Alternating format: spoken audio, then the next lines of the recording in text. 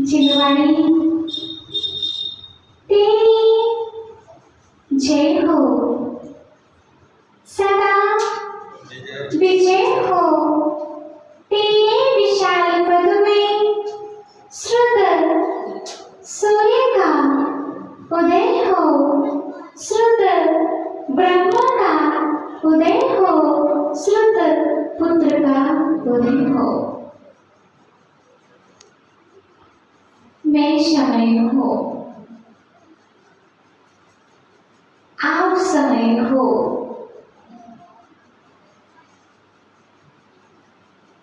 हम कारण समय साध हैं, सिद्ध भगवान कार्य समय शान है। श्रावक कारण समय साधन है, अनंत भगवान कारण कार्य समय साधन है और सिद्ध भगवान कार्य समय साधन है। कारण है तभी कार्य संभव है, बिना कारण के कार्य होता नहीं है। पूज्य गुरुवर कहते हैं, बीज से ही वृक्ष बनता, बिना बीज के वृक्ष नहीं बनता। वृक्ष चाहिए तो बीज को बोना पड़ेगा। ऐसे ही अगर हम भगवान बनना चाहते हैं तो भगवान बनने का बीज हमको अभी बोना पड़ेगा। चातुर्मास बोना है। चातुर्मास कराना यानी भगवान बनने की कला सीखना है।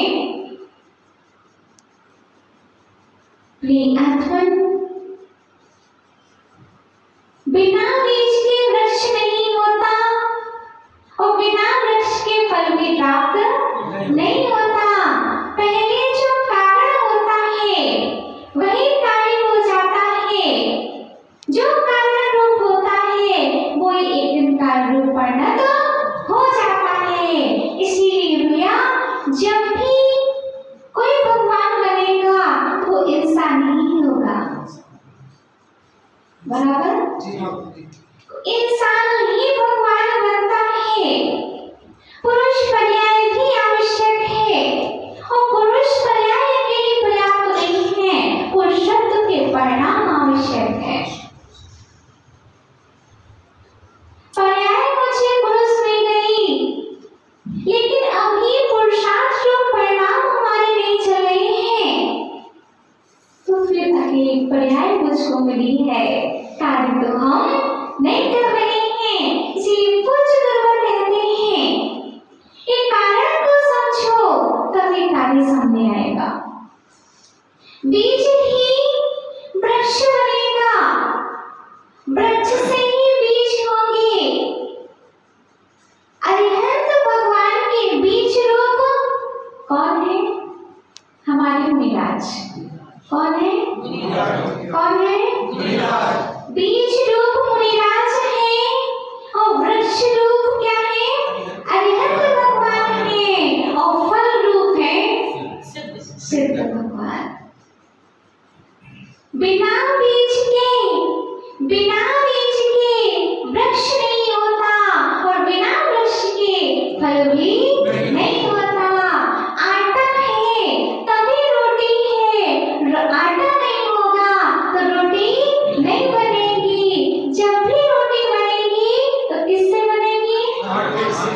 बोलो ना राही, किससे बनेगी? जब भी रोटी बनेगी आटे से ही बनेगी। भाई आटा कहाँ से बनेगा? गेहूं से। हम आटा तो लेना चाहते हैं लेकिन गेहूं नहीं खरीदेंगे तो देश से रोटी नहीं बनेगी। मिट्टी से ही घड़ा बनता है, पत्थर का घड़ा नहीं बनता है। ऐसे ही मिथ्या दृष्टि जीव भी एक दिन सम्यक ग्रहण कर लेता है। भव्य जीव ही एक दिन भगवान बनता है, लेकिन अभव्य जीव कभी भगवान नहीं बनता। 9वें त्रेवत तक चला जाता है मुनिराज बनकर के, लेकिन गुण स्थान कौन सा रहता है? बोलो, मिथ्या दृष्टि का गुण स्थान कौन सा है? एक देवल जी बताएंगे, पंडित जी बोलते हैं और भी बताएंगे क्या कौन सा रहता है? नमन भैया, मिथ्या दृष्टि का गुण स्थान कौन सा रहेगा? निकल तो करो अच्छे से। मिथ्या दृष्टि का गुण स्थान कौन सा होगा? कब तक होगा? जब तक मिथ्यात्व नहीं जाएगा तब तक मिथ्यात्व गुण स्थान यानी पहला गुण स्थान रहेगा और ज्यों ही सम्यक्त हो जाएगा सीधा चतुर्थ गुण स्थान हो जाएगा। अगर हम व्रती बन गए, अणुव्रत ग्रहण कर लिए, देशव्रती बन गए तो कौन सा गुण स्थान? पांचवा। ये पांचवे की कैटेगरी भी भिन्न भिन्न हुआ करती है। पांचवे गुण स्थान में प्रतिमाधारी भी है। पांचवे गुण स्थान में चुल्लिका माता जी भी हैं। पांचवे गुण स्थान में छुल्लक जी भी हैं। पांचवे गुण स्थान में आदिका माता जी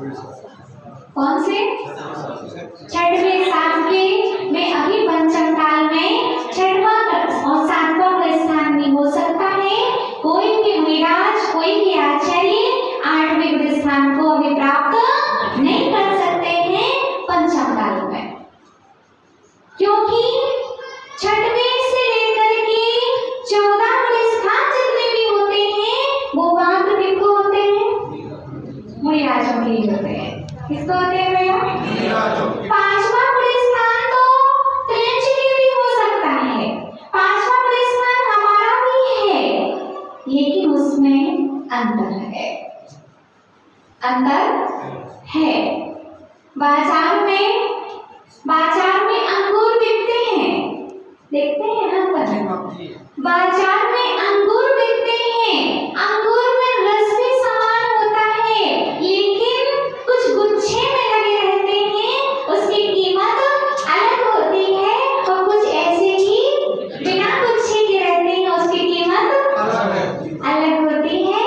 ऐसे ही जो आत्मा रूपी गुच्छे से जुड़ा अंगूर है, ध्यान से सुनना, आपको सब्जी से सर्वत्र तक ले जा रहे हैं, फल से मोक्ष फल की ओर ले जा रहे हैं कि निहारो फल भी प्रवचन कर रहा है, फल भी प्रवचन करके जाता है। अंगूर कहता है कि जब तक तुम आत्मा रूपी गुच्छे से जुड़े रहोगे तब तक तुम्हारी कीमत अधिक होगी, और जिस दिन तुम आत्मा से नहीं जुड़ोगे, पर द्रव्य से जुड़ोगे, पर पदार्थों से जुड़ोगे, उस दिन कीमत तुम्हारी कम हो जाएगी। कौन से अंगूर ज्यादा खरीदते हैं हम?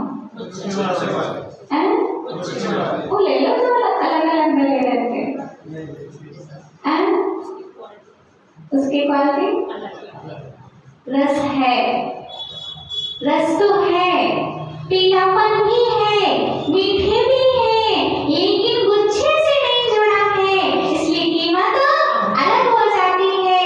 ऐसी जो शिष्य अपने गुरु रूपी गुच्छे से जुड़ा है, उसकी कीमत अधिक होती है, और जो गुच्छे से अलग हो गया है, उसकी कीमत नहीं होती। ये नहीं मानना कि माता जी आपके गुरुवर तो बड़ा गाँव में और आप यहाँ है तो अलग हो गए ना। आपके यहाँ पर प्रश्न उत्पन्न होता है, समाधान मेरे अंदर में आता है, तो भैया अगर पतंग आसमान में उड़ रही है तो डोर किसके हाथ में है?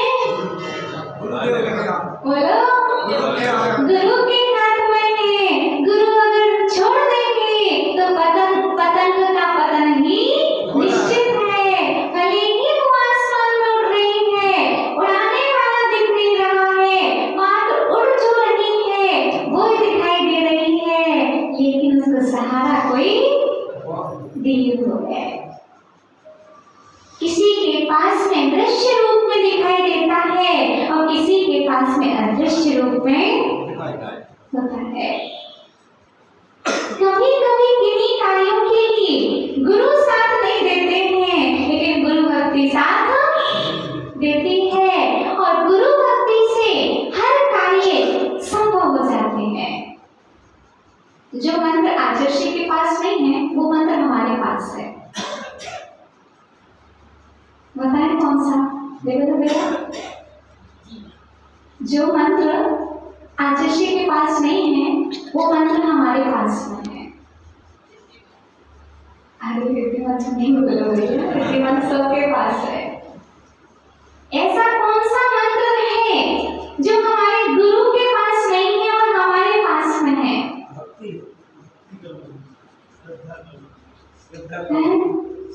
गुरु उसकी जाप नहीं कर सकते, हम उसकी जाप कर सकते हैं। गुरु की जाप गुरु नहीं करते, हम करते हैं। कौन करता है? वो तो नहीं बोलेंगे आचार्य श्री विमल सागर जी गुरुदेव नमः, आचार्य श्री विमल सागर जी गुरुदेव नमः। बोलो, विमल सागर जी ने कभी अपने नाम की जाप की होगी क्या? विमल सागर जी ने कभी अपने नाम की जाप की होगी क्या? तो जो मंत्र उनके पास नहीं है, वो मंत्र हमारे पास में है।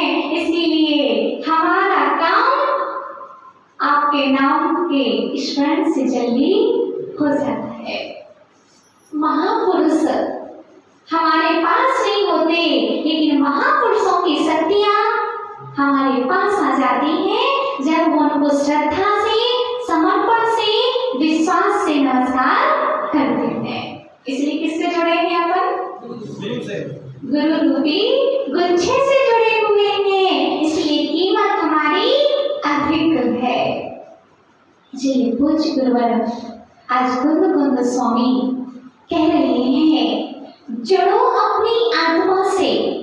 किससे जुड़ो? मात्र जोड़ कर नहीं रखो, जोड़ते जोड़ते रहोगे तो जुड़ा जाओगे, लेकिन जोड़ नहीं पाओगे। समझ में आ रहा है? जोड़ते जोड़ते रहोगे तो जुड़ा जाओगे, लेकिन जोड़ नहीं पाओगे। इसलिए जुड़ाने से पहले जोड़ना बंद कर दो। रामायण चलती थी, वह भी आकाश रूपी बैंक में जमा है। क्या?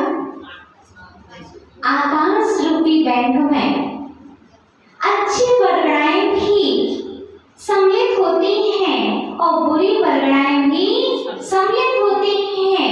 आकाश रूपी ऐसा बैंक होता है जहां पर आदिनाथ भगवान जैसी विशुद्धि भी विद्यमान रहती है और दुर्योधन जैसी बुद्धि भी वहां पर समाहित रहती है। आकाश बैंक में सब जमा होता है।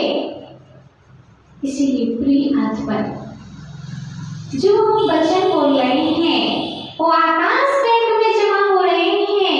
अच्छा बोलेंगे अच्छा जमा होगा और बुरा बोलेंगे तो बुरा जमा होगा। प्रिय आत्मा, जुड़ो निज आत्मा से। समय से पहले समय को समझ जाओ, तभी समझदारी होगी हमारी। और अगर समय के पहले समय को नहीं समझोगे तो समय आपको समझा देगा। नमन दिया बराबर।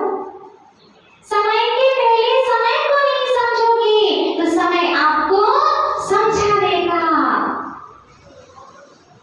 आज हम एक घड़ी की गारंटी ले सकते हैं, मोबाइल की गारंटी ले सकते हैं, हर वस्तु की गारंटी हमारे पास में है, लेकिन व्यक्ति की गारंटी हमारे पास नहीं है।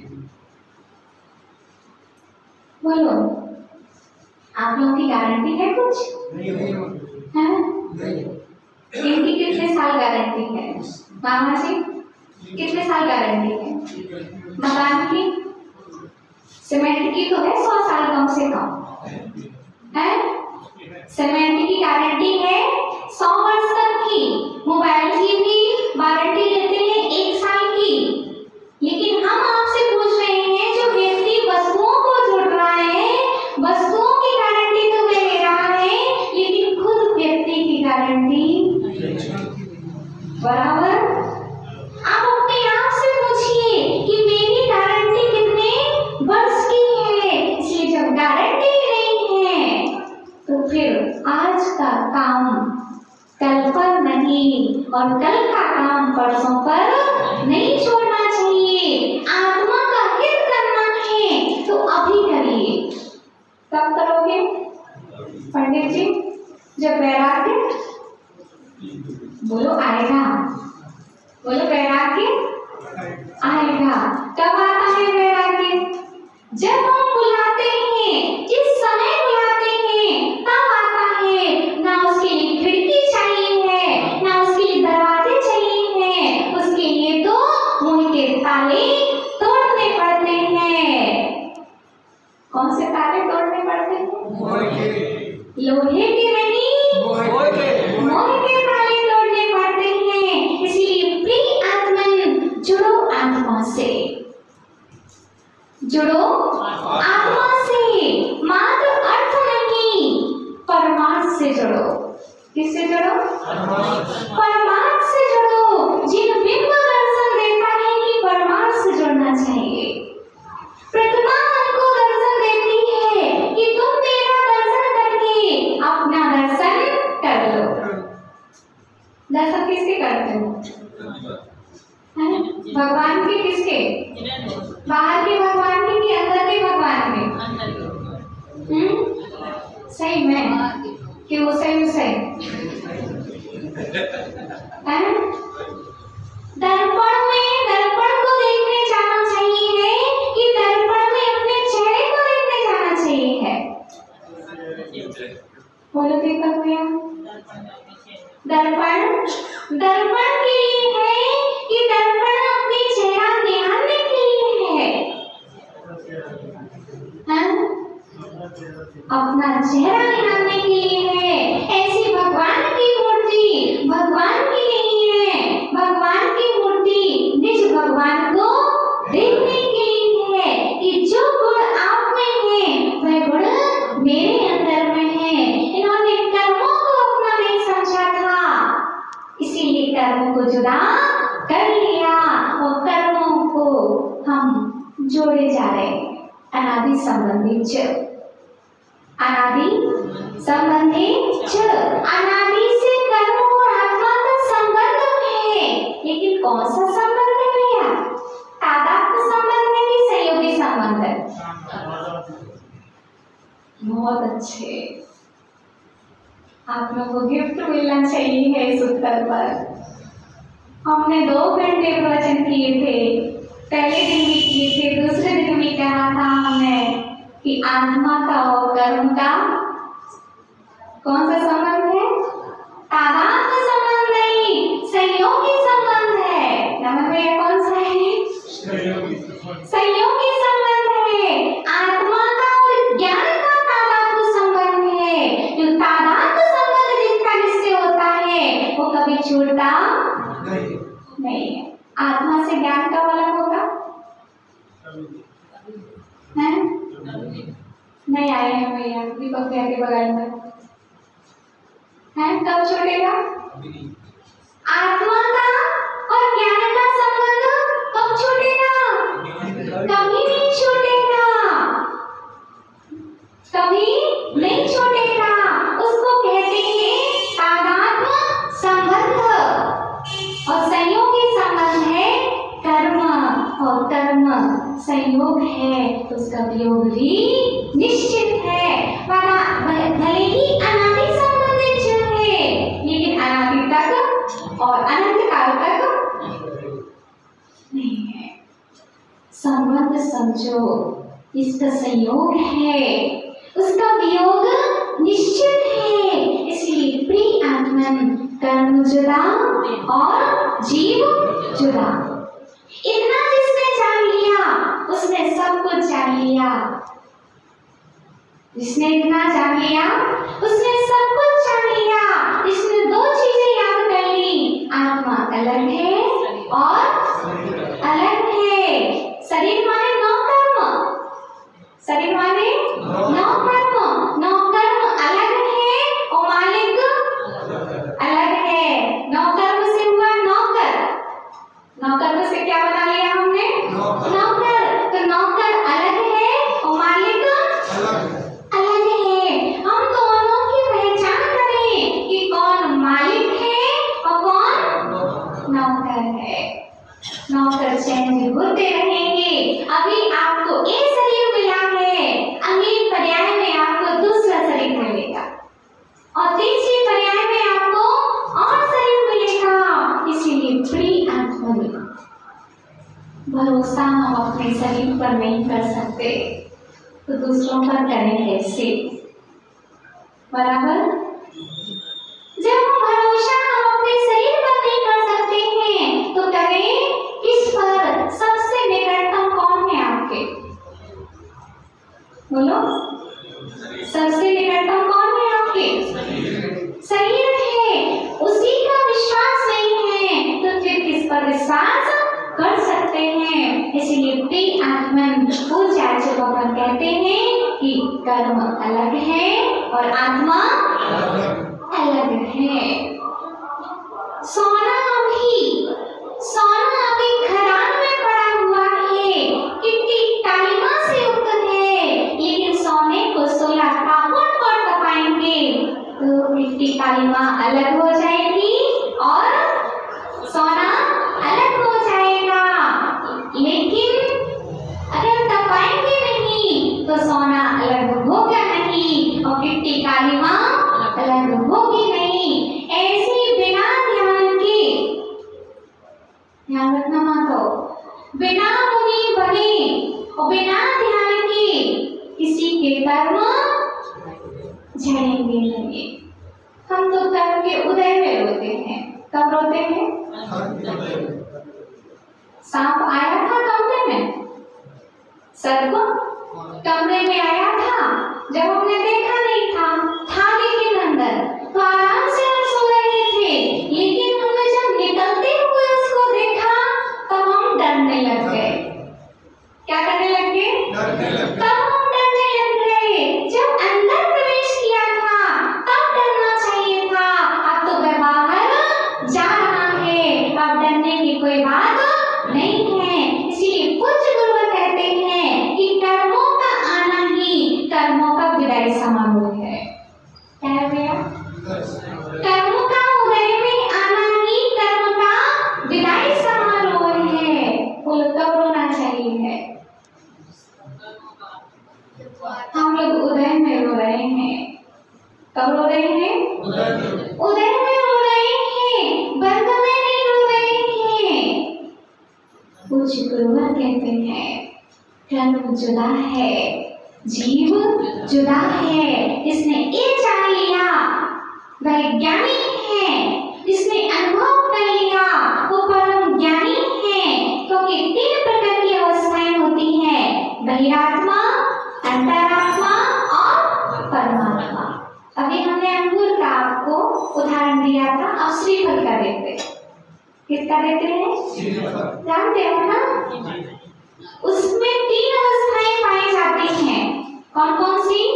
बहिरात्मा यानी ऊपर जो क्या बोलते हैं उसको, जटा। हाँ, तो वो जटा जो रहते हैं वो क्या है? बहिरात अवस्था। फिर उसको हटाया तो क्या देखा हमारे लिए? बोलो। उसके ऊपर भी अभी लाल कलर का कुछ लगा हुआ है, मैरून कलर का, वो क्या है? अंतरात्मा। और जो बिल्कुल अंदर वाइट है, सफेद है, वो क्या है? परमात्मा। ऐसा जब श्रीफल की तीन अवस्थाएं होती हैं, ऐसे ही हमारी आत्मा की भी तीन अवस्थाएं होती हैं। कौन कौन सी? बहिरात्मा, अंतरात्मा और परमात्मा। बाहर रहने वाला ही अंदर आता है और अंदर रहने वाला ही और अंदर जाता है। इसलिए द्विआत्मन, बहिरात्मा ही अंतरात्मा हो जाता है और अंतरात्मा एक दिन परमानंद हो जाता है। इसलिए आनंद मनाओ अपनी आत्मा का, हिंसा का आनंद ना मनाओ। हिंसा कर ली, हमने तालियां बजा दी, किसी ने किसी को चांटा मारा, हमने बोलो अनमोल कर दी, तालियां बजा दी, तो हमने हिंसा में आनंद मना लिया। फिर निशा माने झूठ, किसी ने झूठ बोल दिया, कितना बुद्धू बना दिया तुमने, वो तो सामने वाला समझ ही नहीं पाया। कितनी अच्छी ढंग से तुमने झूठ का प्रयोग किया। हम लोग करते हैं ऐसा कि झूठ बोल देते हैं, तुमने कितना अच्छा किया, सामने वाला बुद्धू बन गया और वह हम समझ ही नहीं पाए और हमने तालियां बजा ली, आनंद मना लिया। तो इस किसका आनंद हो गया? मृषा यानी झूठ का आनंद मना लिया। हिंसा नंदी, निशानंदी, चोरी कर ली, किसी की चीज हमने चुरा ली, वाह ने सफाई से तुमने चोरी की है और हमने तालियां बजा ली, अनुमोदना कर ली। ये क्या हो गया? चौर्यानंदी। अभी परिग्रह बहुत देख लिया तो हमने भी परिग्रह संज्ञा प्राप्त कर ली, आनंद मना लिया। तो परिग्रह आनंदी, भैया आनंद मत मनाओ, इसमें अपनी आत्मा में आनंदित रहो। पूज्य गुरुवर कहते हैं हमारी आत्मा अनादिकाल से मिथ्यात्व में लीन है, अवृत्ति में लीन है, प्रमाद में लीन है और कसाय में लीन है। ये कितने हैं? 5। इस पे लिख दीजिए 5 5 5 5 5। कितने हो गए? 25। इकाई, दहाई, सैकड़ा, हजार, 10,000। अब कितने हो गए? दीपक भैया 55,555। कितने हुए? 5 लिखे ना हमने, इस पर 5, इस पर, इस पर, इस पर, इस पर। कितने हुए? 55,555। तो पहला यहाँ पर लेना है मिथ्यात्व। पहली उंगली पर क्या है? मिथ्यात्व। दूसरी पर अविरति। देखो करो ना, पहले पर मिथ्यात्व, दूसरी पर अविरति, फिर प्रमाद, फिर क्या है? प्रमाद, फिर रसाय, फिर योग। मिथ्यात्व, अविरति, प्रमाद, रसाय, योगा, बंध, हेतवा। क्या हो गया? ये हमने बंद कर लिया, तो ये क्या हो गए? बंध, हेतुवा। हेतु माने कारण, बंध के हेतु हो गए। अब हमको इसको खोलना है, तो कैसे खोलेंगे? सबसे पहले हम क्या खोलेंगे? अगर किसी की मुट्ठी बंद हो, छोटे में कहते थे कि हमने बहुत टाइट मुट्ठी बंद कर ली, अब इसको खोलना है, तो सबसे पहले कौन सी उंगली खोलते थे? वो एक में सबसे उंगली कौन सी है जो खोलना है हमको? एक खोलेंगे तो फिर सब खोलते जाते हैं। सबसे पहले एक खुलेगी ना, सबसे छोटी खुलेगी, तो फिर खुलती चली जाएगी। इसको हमने कौन सा अंक दिया था? मिथ्यात्व। तो पहले हमने पूरे पर अंक कितने करे थे? 55,555। अब एक ना चला गया, तो कितना चला गया? मिथ्यात्व गया हमारे जीवन से, तो क्या गया? कितने गए? नहीं, सीधा 50 गया। कितने गए? कितने गए? 50,000। कितने गए? अब कितने बचे? कितने? 5,555। अब भैया 50,000 अपन ने किसी से ले लिए, अब ये तो अपने आप आ ही जाएंगे। ऐसे ही पूज्य गुरुवर कहते हैं मिथ्यात्व जो है उसका बिल पावर है 50,000 के समान। कैसा है? और एक हमने ले लिया तो फिर एक हटते हुए देर नहीं लगेगी। 55,555। अविरति चली जाए, मिथ्यात्व के बाद में क्या जाएगा? अविरति। फिर कितने बचेंगे? हाँ, अविरति के बाद में प्रमाण जाएगा, फिर बोलो। हाँ, उसके बाद में कषाय 5 और योग 5 ही बचेंगे ना, वो अपने आप फिर चले जाएंगे। ऐसी टेक्सिंग अगर हम ध्यान रखेंगे कि अकेला हमने मिथ्यात्व का त्याग कर दिया, तो समझ लीजिए हमने 50,000 विल पावर कर्म का बंध कम कर दिया। कम करना होगा हमारे लिए, तभी तो हटाएंगे हम इसको, कर्मों को, और आत्मा को अलग महसूस करेंगे।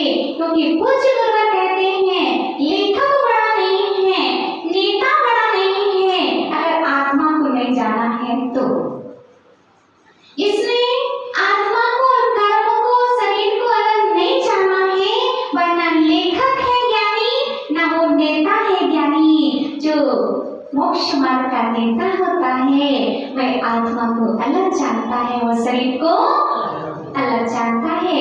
इसलिए पूज्य गुरुवर कहते हैं जानो विभाव क्या है और स्वभाव क्या है। पानी अभी गर्म है। क्या है? पानी भले ही गर्म है, संयोग किसका मिला है? अग्नि का। संयोग हटेगा, पानी का स्वभाव क्या हो जाएगा? संयोग मिलते ही हम गर्म हो जाते हैं। संयोग अलग होता है तो हम अपने स्वभाव में देखो किसने प्रवचन किया आज? अंगूर ने, फिर नारियल ने, पतंग ने, फिर अब जल और अग्नि। जल और अग्नि प्रवचन कर रहे हैं कि हे अग्नि, जल कह रहा, अग्नि बोल रहे हैं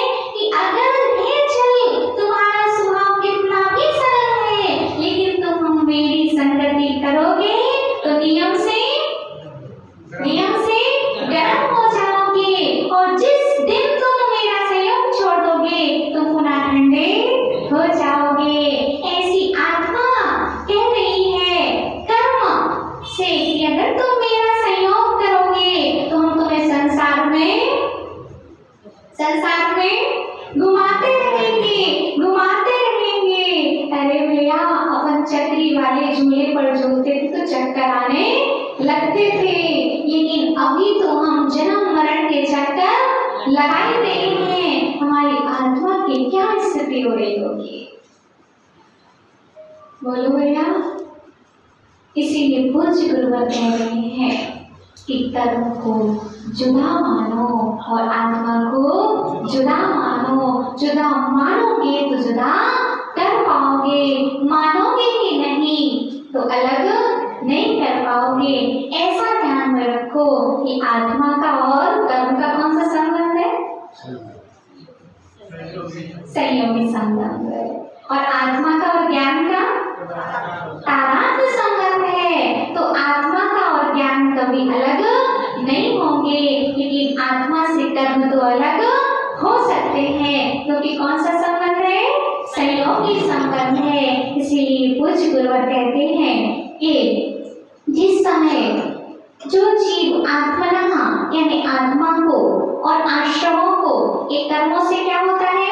आश्रम होता है। वो आश्रम होता है तो फिर बंद होता है, आश्रम होता है तो फिर बंद होता है। और जो इस आश्रमों को भिन्न लक्षण यानी भिन्न करता है, और क्या होता है? भिन्न लक्षण ज्ञातम भवति, जो ज्ञान करता है, जानता है, उसी समय उसकी बंध नहीं होता है। जिस समय हम कर्मों को अपना मानते हैं तो कर्मों को अपना मानने से आश्रम होता है और आश्रम होने से बंध होता है। लेकिन जो कर्मों को अपना नहीं मानता है उसको आश्रम तो होता है, लेकिन अशुभ आश्रम नहीं होता है। कौन सा आश्रम होता है? शुभ आश्रम होता है। और शुभ आश्रम होने वाले को एक दिन शुद्ध भी हो जाता है। इसीलिए अशुभ में ना जियो, शुभ में आ जाओ, और शुभ में आने वाला एक दिन शुद्ध में पहुंच जाता है। इसीलिए पूज्य गुरुवर 71 नंबर गाथा में कह रहे हैं, जैया इमेड़ जीवेण अपनो आसवाण्यतहीव प्रादम होदि विशेषम तरम तो तैयारा बंधोषे। जब जीव को आश्रम भिन्न लक्षण दिखता है, कर्म अलग दिखता है, तो उस समय बंध आश्रम नहीं होता है, और आश्रम न होने से बंध भी नहीं होता है। जब आश्रम होता है तब बंध होता है, और आश्रम नहीं होगा तो हमको बंध भी नहीं होगा।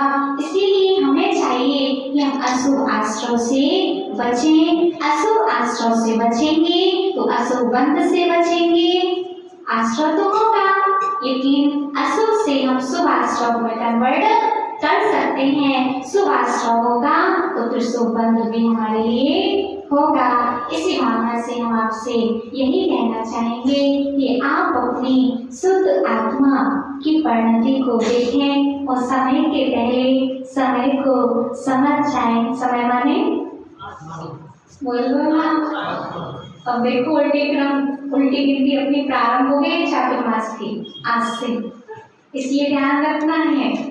पूर्ण उत्साह के साथ में हम इसका विशेष ध्यान रखना है कि हमें समय के पहले समय को समझ जाना है, तभी हमारी समझदारी होगी।